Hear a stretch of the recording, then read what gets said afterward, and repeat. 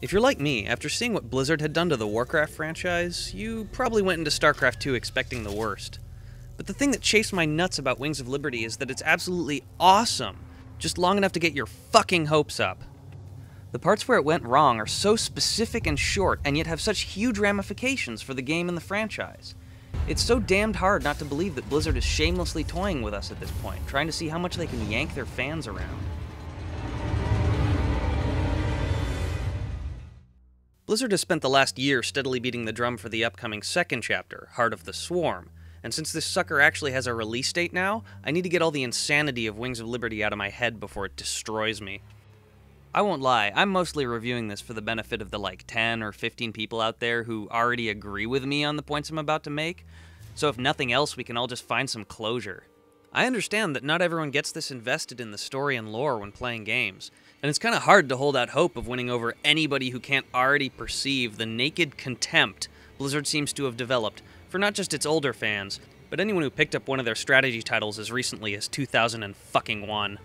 Somebody really needs to call them out on it, so it's with great hubris that I appoint myself. Buckle up, assholes. StarCraft 2, Wings of Liberty, how it succeeds, how it fails, and how it manages to piss me off. Okay, so at the risk of sounding like every other reviewer on the bloody internet, I'm going to start by recollecting the lead-up to Wings of Liberty's release, then follow that up with the many things they did right. By the time of StarCraft 2's announcement, it had been so long since Blizzard had worked on anything other than World of Warcraft that it was kinda hard to believe they had another competent strategy title ahead of them. It was guaranteed that they would eventually return to the very popular StarCraft universe one day.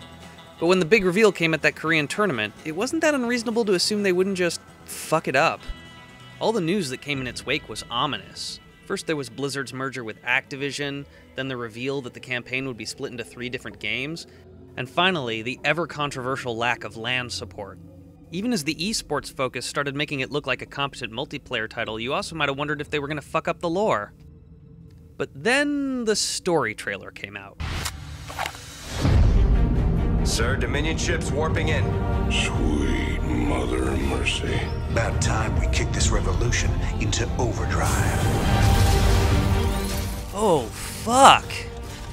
Feels like old times already. I think that for a lot of people, this was the first time it was made clear that this game was going to capture the feel of the original StarCraft. Finally, we saw indications that Raynor was going to finish the job he started in Brood War, and that this game was going to rock our faces off. Because the one thing I know,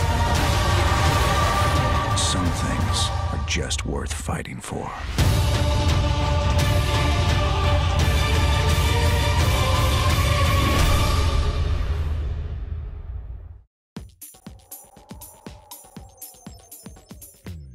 So now that Blizzard had us by the balls, here's where it turned out StarCraft 2 truly shines. First and foremost, Blizzard made the multiplayer kick ass. While there was some bullshit here and there like the aforementioned lack of LAN play and having mandatory online, for the most part, Battle.net was back and better than ever. Matchmaking was an incredible improvement over Warcraft 3, with the new ladder placement system reliably giving you matches with people you could actually compete with. The new social features were pretty cool, and the achievement system made for a great motivation to improve at the game. The matches themselves are fast and exciting. A lot of the issues that made a game in StarCraft 1 drag on forever were completely obliterated.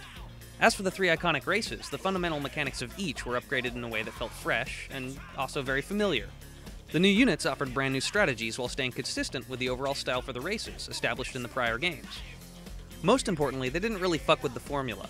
All of the races were reinvented and tweaked for StarCraft 2, but overall nothing fundamental changed. And I think this showed extreme wisdom on Blizzard's part in the face of success coming to games that had mixed up the genre, like Dawn of War. I'm likely imagining a temptation that just wasn't there, but it seems like they could have messed around with squad-based unit management, or put Warcraft 3-style heroes with game-changing abilities into the mix, or something that would just break the game's identity.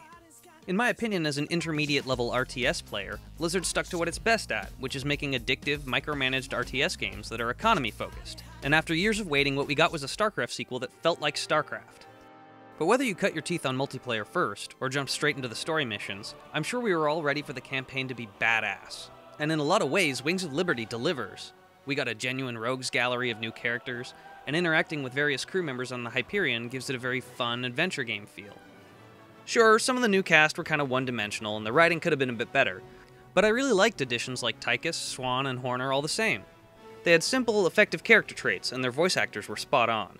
Oh, regular folks just ain't ready for the raw sex appeal I'd unleash into the great little lives. Furthermore, and this kind of took me by surprise, the single-player mission designs were fucking incredible! This is how you justify splitting campaign into 3 games. Blizzard took the existing mission structures from their older RTS games and gave them a jolt of pure, habanero game design awesome sauce.